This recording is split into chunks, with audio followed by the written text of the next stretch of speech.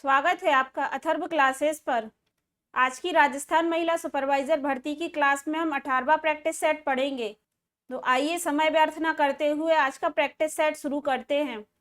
आप लोग भी साथ साथ में वीडियो को रोककर आंसर जरूर दीजिएगा।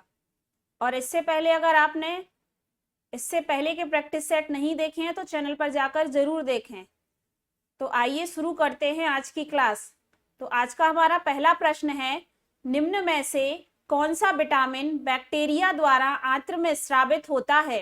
तो ऑप्शन है vitamin B1, vitamin D, vitamin के या विटामिन सी। तो याद रखिए कि विटामिन B1 बैक्टीरिया द्वारा आंत्र में स्रावित होता है। तो इसका राइट आंसर होगा ऑप्शन नंबर ए। नेक्स्ट क्वेश्चन है, स्वास्थ्य शिक्षा की आवश्यकताओं में से नहीं है। तो ऑप्शन है बोध, मानसिक स्वास्थ्य, क्रिया अपनाना या अभिप्रेरण। तो स्वास्थ्य शिक्षा की आवश्यकताओं में बोध, क्रिया अपनाना और अभिप्रेरण शामिल हैं। मानसिक स्वास्थ्य की आवश्यकता में शामिल नहीं है। तो इसका राइट आंसर होगा ऑप्शन नंबर बी मानसिक स्वास्थ्य। स्वास्थ्य शिक्षा की आवश्यकता नहीं है मानसिक स्वास्थ्य। नेक्स्ट क्वेश्चन है, गर्भाशय के चारों ओर पाया जाने वाला संयोजी ऊतक क्या कहलाता है? तो ऑप्शन है मायोमेट्रियम, पेरीमेट्रियम, एंडोमेट्रियम या इनमें से कोई नहीं। हर एक क्वेश्चन आपके एग्जाम की दृष्टि से काफी महत्वपूर्ण है, तो साथ में क्वेश्चन के आंसर जरूर दे दीजिएगा। तो आई होप इस प्रश्न का भी आंसर आपने दे दिया होगा कमेंट बॉक्स में। तो गर्भाशय के चारों ओर पाया जाने वाला संयोजी ऊतक पेरीमेट्रियम कहलाता है। तो इसका राइट आंसर होगा option number B. Next question है, प्रसव पूर्व क्लिनिक से दूसरी भेंट गर्भाशय के कौन से महीने में की जानी चाहिए? तो ऑप्शन है 3, 6, 9 या 8। तो प्रसव पूर्व क्लिनिक से दूसरी भेंट गर्भाशय के 6वें महीने में की जानी चाहिए। तो इसका राइट आंसर क्या होगा? Option number B 6। Next question दिया है, गर्भावस्था में टिटनेस टॉक्साइड की दूसरी खुराक किस सप्ताह में देनी चाहिए? तो ऑप्शन दिए हैं 14 से 16, 16 से 20, 20 से 24 या 28 से 30। तो गर्भावस्था में टिटनेस टॉक्साइड की जो दूसरी खुराक है वह 20 से 24वें हफ्ते के बीच में देनी चाहिए। तो इसका राइट आंसर क्या होगा? Option number C. Next question दिया है, किस परिस्थिति में टीकाकरण करना अनिर्देशित रहता है? तो ऑप्शन है यदि बच्चे को एड्स का इलाज चल रहा हो, यदि बच्चा ब्लड कैंसर से पीड़ित हो, रक्तदान या गामा ग्लूकोबिन के चढ़ने के 3 महीने के अंदर या उपरोक्त सभी। तो टीकाकरण करना अनिर्देशित रहता है इन सभी परिस्थितियों में। अगर बच्चे का एड्स का इलाज चल रहा हो, अगर उसे कैंसर हो या वह कैंसर से पीड़ित हो, अगर उसका रक्तदान या ग्लूकोविनिया के चढ़ने के 3 महीने के अंदर, तो इन सभी परिस्थितियों में उसको टीकाकरण करना अनिर्देशित रहता है। तो इसका राइट आंसर होगा ऑप्शन नंबर डी, उपरोक्त सभी। नेक्स्ट क्वेश्चन है, निम्नलिखित में से मलेरिया परजीवी की कौन सी जाति भारत में सबसे अधिक संक्रमण करती है? तो ऑप्शन है पी फॉल्सीपारम, पी क्वारंटन, पी ओवल या पी बाइवैक्स। तो मलेरिया परजीवी की जो भारत में सबसे अधिक संक्रमण करती है वह है पी फॉल्सीपारम। तो इसका राइट आंसर होगा option number A, P falciparum. Next question है, जन स्वास्थ्य परिचर्चा की रीढ़ की हड्डी कहा जाता है? तो ऑप्शन है स्वास्थ्य शिक्षा, घर की मुलाकात, बैक तकनीकी या परामर्श प्रणाली। तो जन स्वास्थ्य परिचर्चा की रीढ़ की हड्डी किसको कहा जाता है? बैक तकनीकी को। तो इसका राइट आंसर होगा ऑप्शन नंबर सी, बैक तकनीकी। नेक्स्ट क्वेश्चन है, एक प्राथमिक स्वास्थ्य केंद्र कितनी जनसंख्या पर स्थापित किया जाता है? तो ऑप्शन है 5000, 17000, 30000 या 10000। तो 30000 जनसंख्या पर एक प्राथमिक स्वास्थ्य केंद्र स्थापित किया जाता है।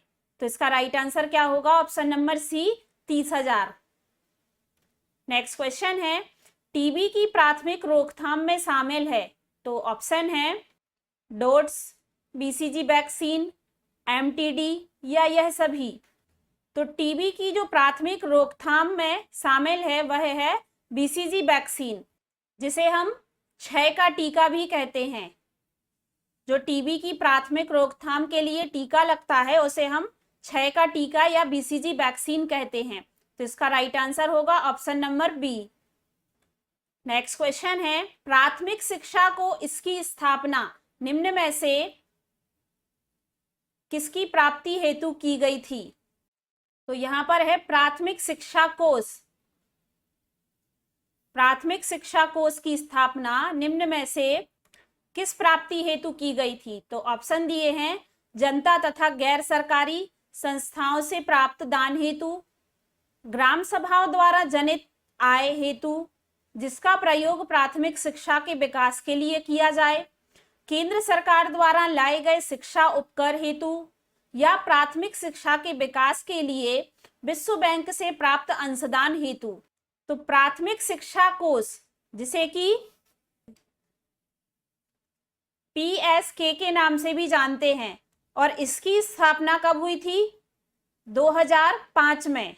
याद रखिए कि इसकी स्थापना कब हुई थी? 2005 में। और इसकी स्थापना के लिए प्राथमिक शिक्षा के विकास के लिए विश्व बैंक से प्राप्त अंशदान हेतु की गई थी। इसकी स्थापना किसकी? प्राथमिक शिक्षा कोष की, पीएसकेवाई की। तो इसका राइट आंसर होगा ऑप्शन नंबर डी, प्राथमिक शिक्षा के विकास के लिए विश्व बैंक से प्राप्त अंशदान हेतु की गई थी। नेक्स्ट क्वेश्चन है, विजन 2020 क्या है? तो ऑप्शन है एशियान का एक कार्यक्रम, किसी एक क्षेत्र में शांतिपूर्ण समग्र विकास का, संयुक्त राष्ट्रीय संघ का विश्व की जनसंख्या नियंत्रण का एक कार्यक्रम, पाकिस्तान का एक कार्यक्रम इसके जीवन स्तर को ऊंचा करने का, भारत सरकार का एक कार्यक्रम सभी क्षेत्र में पूर्ण आत्मनिर्भरता प्राप्त करना। तो याद रखिए कि विजन 2020 इसका मतलब है कि भारत सरकार का यह एक क्या है? कार्यक्रम है जो सभी क्षेत्र में पूर्ण आत्मनिर्भरता प्राप्त करना है। तो यही इसका राइट आंसर होगा ऑप्शन नंबर डी।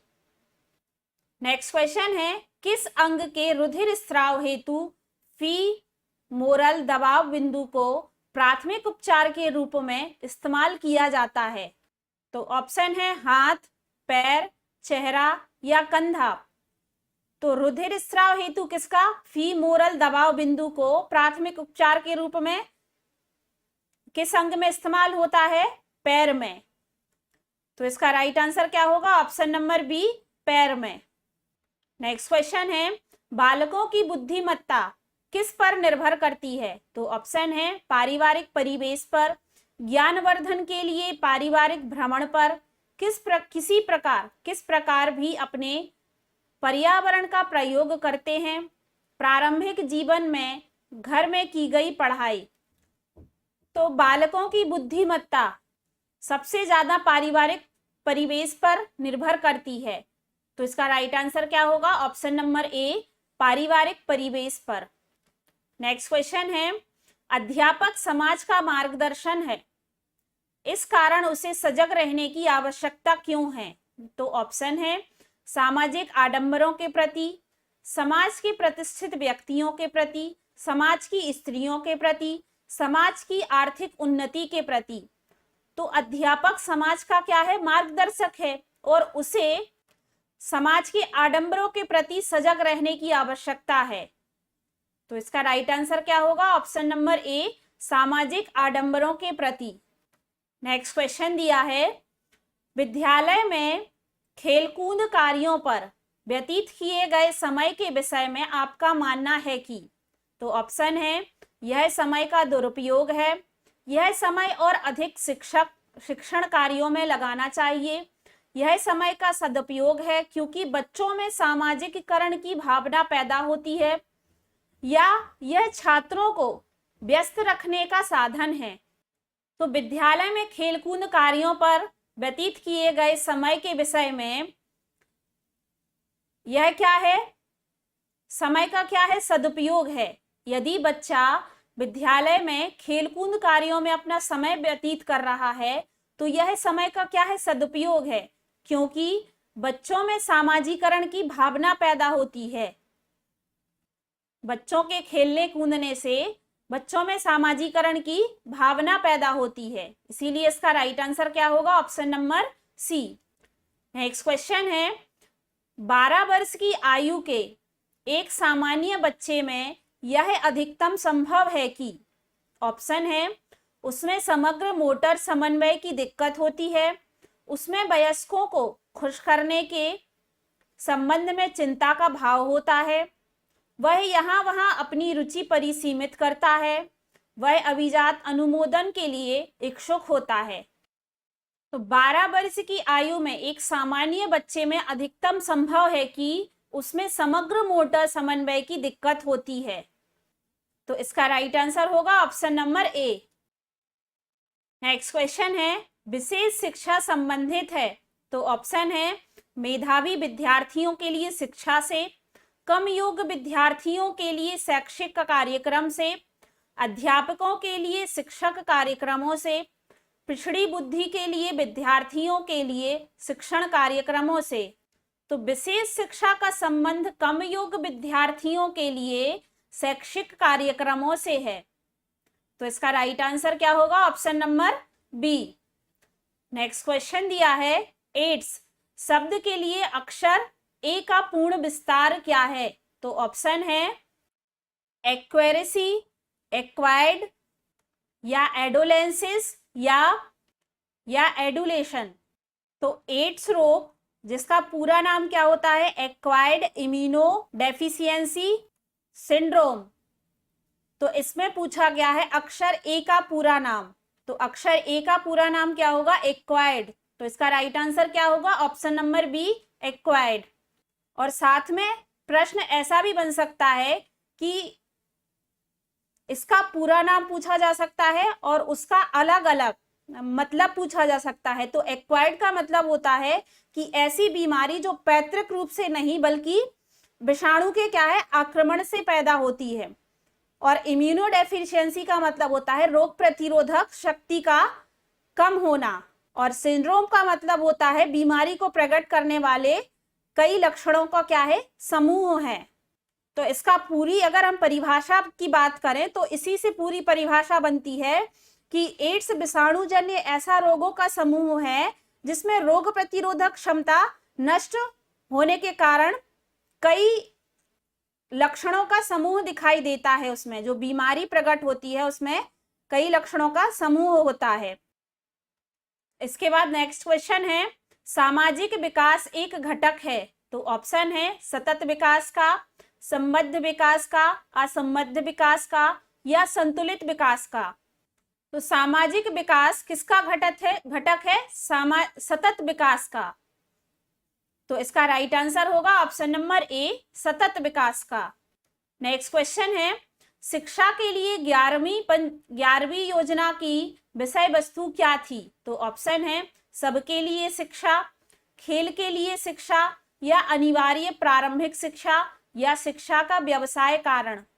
तो शिक्षा के लिए 11वीं योजना की विषय वस्तु थी अनिवार्य प्रारंभिक शिक्षा, तो इसका राइट आंसर क्या होगा, ऑप्शन नंबर सी, अनिवार्य प्रारंभिक शिक्षा। नेक्स्ट क्वेश्चन है, वंचित का क्या तात्पर्य है, तो ऑप्शन है हीन, दलित, निम्न, या मुक्त। तो वंचित का तात्पर्य है हीन से, तो इसका राइट आंसर क्या होगा, ऑप्शन नंबर ए, हीन। नेक्स्ट क्वेश्चन है, सेवा भावना में कौन सा समास है, तो ऑप्शन है द्विगु समास, बहुव्रीहि समास, कर्मधारय समास, या तत्पुरुष समास। तो सेवा भावना से मतलब है सेवा की भावना रखना, तो इसमें कौन सा समास होगा, तत्पुरुष समास होगा, तो इसका राइट आंसर होगा option number D. Next question दिया है, मानव समुदाय में कौन सा समास है, तो ऑप्शन है द्वंद्व समास, तत्पुरुष समास, कर्मधारय समास, या बहुव्रीहि समास। तो मानव समुदाय, मानव का समुदाय, तो इसमें कौन सा समास होगा, तत्पुरुष समास होगा, तो इसका राइट आंसर होगा option number B. Next question है, अनावश्यक का संधि विच्छेद क्या है? तो ऑप्शन दिए हैं अनधन आवश्यक, अनधन आवश्यक, अनाधनवश्यक या अनहधन आवश्यक। तो अनावश्यक का संधि विग्रह होगा अनधन आवश्यक, अनावश्यक। तो इसका राइट आंसर क्या होगा? ऑप्शन नंबर ए, अनधन आवश्यक अनावश्यक। इसमें कौन सी होगी? स्वर संधि होगी। नेक्स्ट क्वेश्चन है, सक्रिय किस प्रकार का शब्द है? तो ऑप्शन है संज्ञा, विश्लेषण, सर्वनाम या क्रिया। तो सक्रिय एक विश्लेषण शब्द है, तो इसका राइट आंसर होगा option number B. Next question है, चरितार्थ का संधि विच्छेद क्या है? तो ऑप्शन है चरित धन अर्थ, चरी धन तार्थ, चरिता धन अर्थ या चा धन रितार्थ। तो चरितार्थ का संधि विच्छेद होगा चरित धन अर्थ। तो इसका राइट आंसर क्या होगा? ऑप्शन नंबर ए, चरित धन अर्थ। नेक्स्ट क्वेश्चन है, विस्तार का समानार्थी शब्द क्या है? तो ऑप्शन है फैलाव, विचार, विभाजन या वितरण। तो विस्तार का समानार्थी शब्द क्या होगा? फैलाव। तो इसका राइट आंसर होगा ऑप्शन नंबर ए, फैलाव। नेक्स्ट क्वेश्चन दिया है, हथकंडे अपनाना का अर्थ क्या है? तो ऑप्शन है कारगर तरीका अपनाना, हथकड़ी अपनाना, हाथ से काम करना या हथेली से काम करना। तो हथकंडे अपनाने का अर्थ है कारगर तरीका अपनाना। तो इसका राइट आंसर होगा ऑप्शन नंबर ए।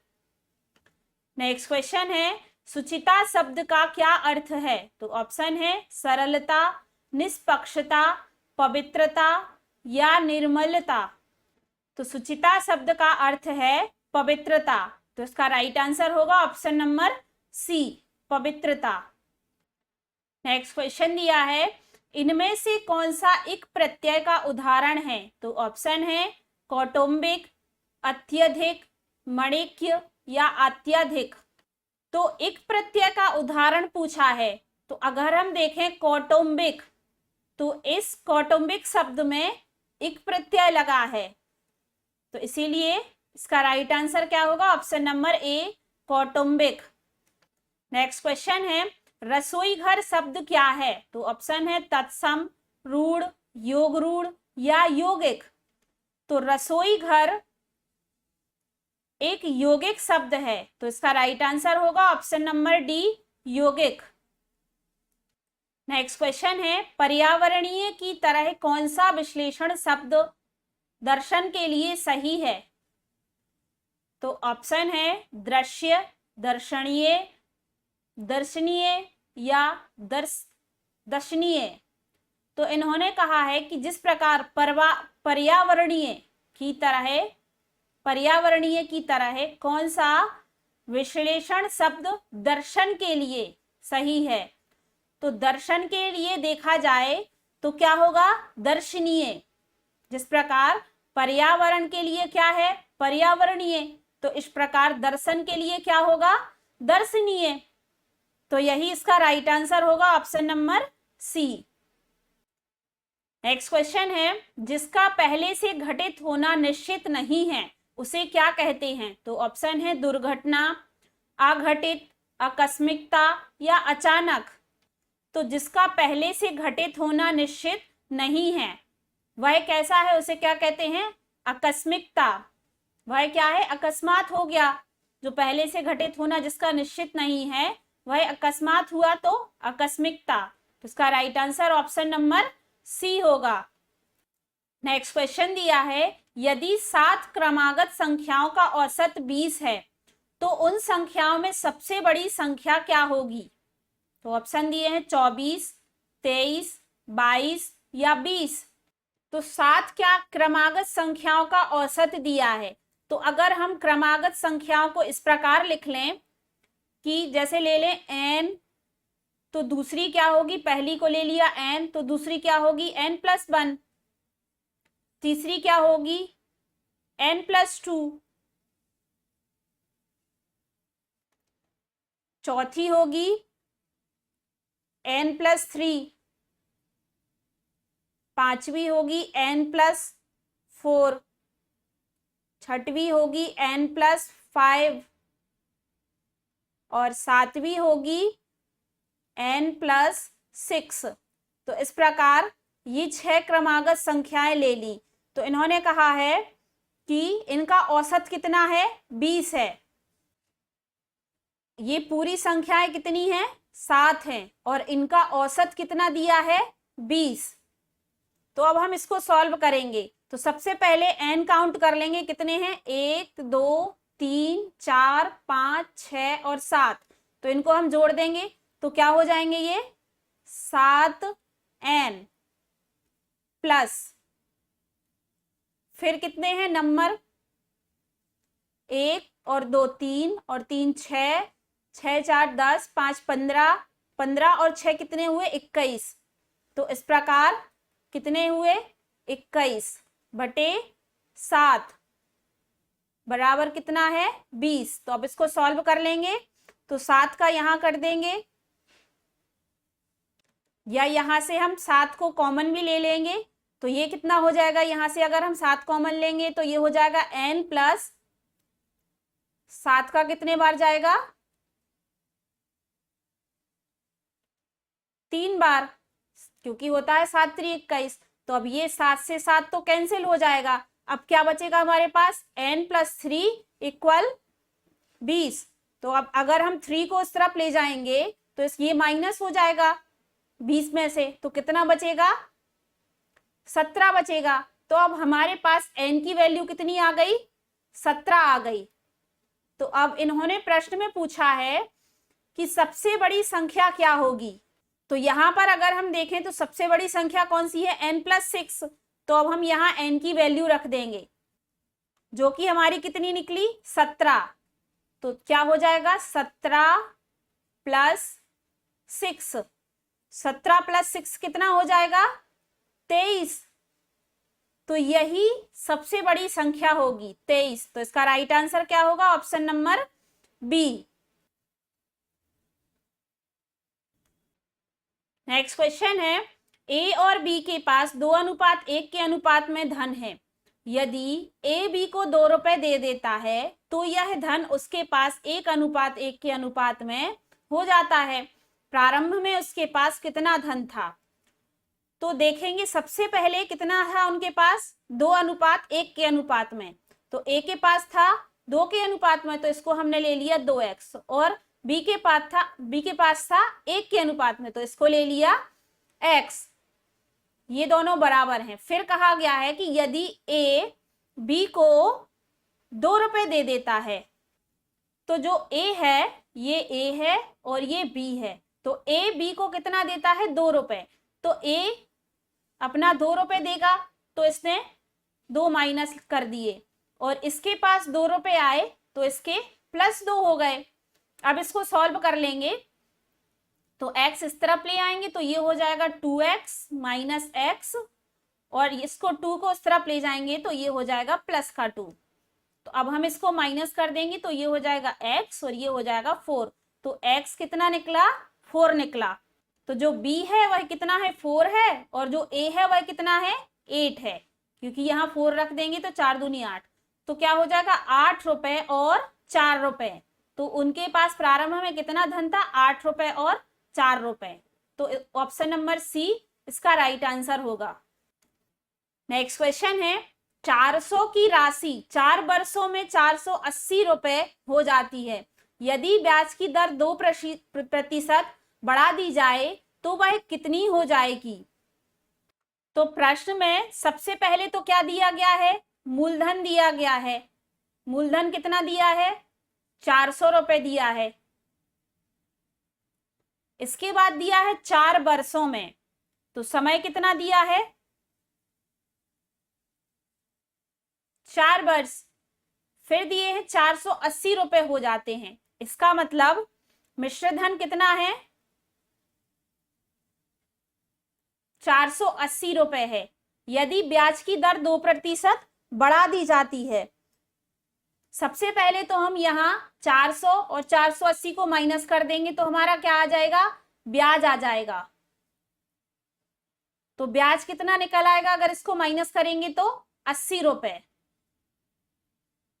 तो अब यहां पर हम फॉर्मूला लगा देंगे, वही साधारण ब्याज बराबर मूलधन गुणा दर गुणा समय बटे 100 का। तो जो ब्याज है वह कितना है, 80 है। मूलधन कितना है, 400 है। दर हमें निकालनी है, समय कितना है, 4 है, और बटे में 100 है। अब इसको सॉल्व कर लेंगे तो यहां पर 100 यहां ले आएंगे तो ये हो जाएंगे 80 गुणा 100, और ये गुणा में है, ये नीचे आ जाएंगे, भाग में कितना हो जाएगा, 400 गुणा 4 बराबर कितना आ जाएगा, दर। अब इसको सॉल्व कर लेंगे तो ये 2 0 से कैंसिल हो जाएंगे, ये हो जाएगा 4 दूनी 8, और ये फिर से एक बार कटेगा तो 5। तो इसका मतलब दर कितनी आएगी, 5%। लेकिन अभी भी प्रश्न में कहा गया है कि यदि ब्याज की दर 2% बढ़ा दी जाए तो वह कितना हो जाएगा। तो जो अब हमारी दर निकली है, कितनी निकली है, 5%। इसमें अभी 2% और दर बढ़ाना है, उसके बाद ब्याज निकालना है और धन निकालना है, उसका मिश्र धन निकालना है। तो अभी ब्याज की दर कितनी हो जाएगी, 7%। तो इसके आगे हम सॉल्व करेंगे इसको, तो अब हम फॉर्मूला फिर से वही लगाएंगे साधारण ब्याज का। तो मूलधन गुणा दर कितनी लेंगे, अब 7 गुणा 4 बटे 100। तो ये फिर से 2 0 से 2 0 कैंसिल हो जाएंगे, इनका गुणा कर लेंगे, 4 चौके 16 और 16 का 7 में कर लेंगे तो ये आ जाएगा 112। तो इस प्रकार ब्याज कितना निकला, 112। तो फिर इसके बाद उन्होंने कहा है कि अब धन निकालना है। तो जो हमारा मूलधन था और हमारा निकला हुआ ब्याज, तो इसको इसमें प्लस कर देंगे तो कितना आ जाएगा, 512। तो यही हमारा आंसर है। तो अब हम प्रश्न में देखेंगे तो 512 रुपए, ऑप्शन नंबर सी इसका राइट आंसर होगा। नेक्स्ट क्वेश्चन दिया है, शब्द चेयर्स में अक्षरों में कितने युग्म हैं जिनके मध्य में उतने ही अक्षर हैं जितने वर्णमाला में होते हैं। तो ऑप्शन है 0, 1, 2 या 3। तो यहां पर देखेंगे हम सबसे पहले CHA। तो अगर हम देखेंगे A के बाद B और फिर C, तो सबसे पहला जोड़ा तो कौन सा है, AC का। A के बाद B और B के बाद C। अगर हम इसको पीछे से देखें तो इसी प्रकार वर्णमाला के अक्षर होते हैं। फिर दूसरा आता है RS, दूसरा जोड़ा कौन सा है, RS का। तो इस प्रकार, और इसके अलावा इसमें और युग्म नहीं बनेंगे। तो इस प्रकार कितने बनेंगे, 2। तो इसका राइट आंसर क्या होगा, option number C 2। Next question दिया है, एक निश्चित सांकेतिक भाषा में 234 का अभिप्राय है स्पार्क एंड फायर, 456 से अभिप्राय है स्पार्क इन काज, और 258 से अभिप्राय है फायर इन इम्पैक्ट। तो बताइए कि निम्न में से किस संख्यांक का उपयोग कार्य के लिए किया जाएगा। किसके लिए, कार्य के लिए, कार्य या काज, यहां पर है काज। तो काज के लिए कौन से संख्यांक का यूज होगा।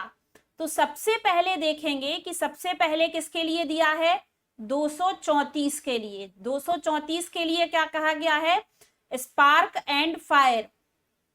दूसरे वाले में किसके लिए है, 456 से अभिप्राय क्या है, स्पार्क इन काज। तो सबसे पहला देखेंगे स्पार्क इसमें भी है और स्पार्क इसमें भी है। तो यहां पर जो कॉमन है वह क्या है, 4। तो इस प्रकार स्पार्क के लिए क्या कहा गया है, 4, या 4 से किसका संबंध है, स्पार्क का। अब इसके बाद देखेंगे दूसरे वाले में। तो इस वाले में कहा गया 456 को स्पार्क इन काज, और दूसरे वाले में 258 से अभिप्राय फायर इन इम्पैक्ट। तो अगर हम यहां पर देखेंगे इन और यहां पर भी देखेंगे इन, तो इसमें इन और यहां पर 5 दोनों में कॉमन है, तो 5 के लिए क्या कहा गया है, इन। तो अब अगर 4 और 5 दोनों को स्पार्क और इन कहा गया है, तो इसके बाद क्या बचा, काज। तो काज के लिए क्या कहा जाएगा, 6। तो काज किससे रिलेटेड है, 6 संख्यांक से। तो इसका राइट आंसर क्या होगा, option number D. Next question है, डी एफ जी जे के एम एन क्यू और आर टी। तो इसको आगे श्रृंखला का क्रम बताना है। तो सबसे पहले तो इनकी प्लेस वैल्यू लिख लेंगे। तो सबसे पहले किसकी लिखेंगे, डी एफ की। तो डी की प्लेस वैल्यू कितनी होती है, 4। एफ की प्लेस वैल्यू होती है 6। जी की होती है 7 और जे की होती है 10। के की होती है 11, एम की होती है 13, एन की होती है 14, क्यू की होती है, इसको यहां पर लिख लेंगे, एन की होती है 14, क्यू की होती है 17, फिर है आर टी। तो आर की होती है 18 और टी की होती है 20। तो अब हम सबसे पहले तो देखेंगे कि इसमें क्या संबंध कोई बन रहा है। तो अगर हम इसको ध्यान से देखेंगे तो सबसे पहले है 4, फिर दूसरे वाले में पहले नंबर पे है 7, फिर है 11, फिर है 14। तो अगर हम देखेंगे 4 से 7 में तो कितना हो रहा है, +3। 7 से 11 में कितना हो रहा है, +4। 11 से 14 में फिर से +3 हुआ, और फिर 14 से 18 में फिर से क्या हुआ, +4 हुआ। अब इसके बाद देखेंगे 6 से 10 में कितना हुआ, +4 हुआ। 11 से 13 में कितना हुआ, +3 हुआ।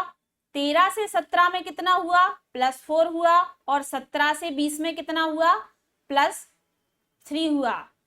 तो सबसे पहले कितना हो रहा है, +3 +4 +3 +4, और फिर हो रहा है +4 +3 +4 +3। तो इसी को आगे बढ़ाएंगे हम। तो यहाँ पर सबसे आखिरी में क्या हुआ है, 17 से 20 में +3 हुआ है और 14 से 18 में +4 हुआ है। तो 18 से आगे कितना होगा, +3 होगा।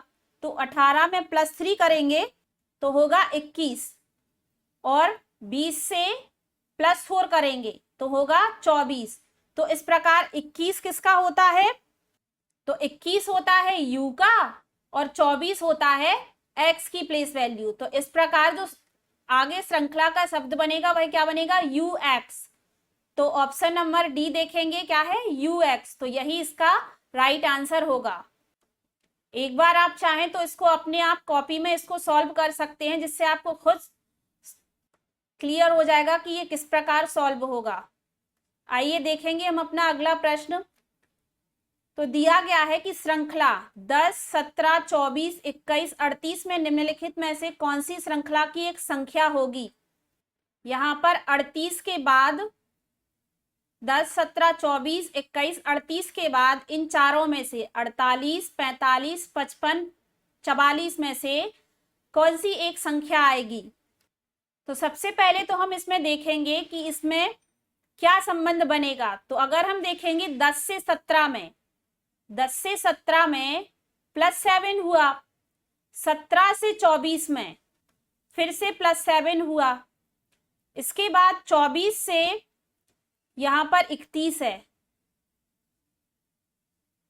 तो 24 से 31 में भी +7 होगा, और 31 से 38 में भी +7 होगा। तो इस प्रकार ये +7 हो रहा है। तो 38 से आगे भी हम +7 कर देंगे तो ये हो जाएगा 45।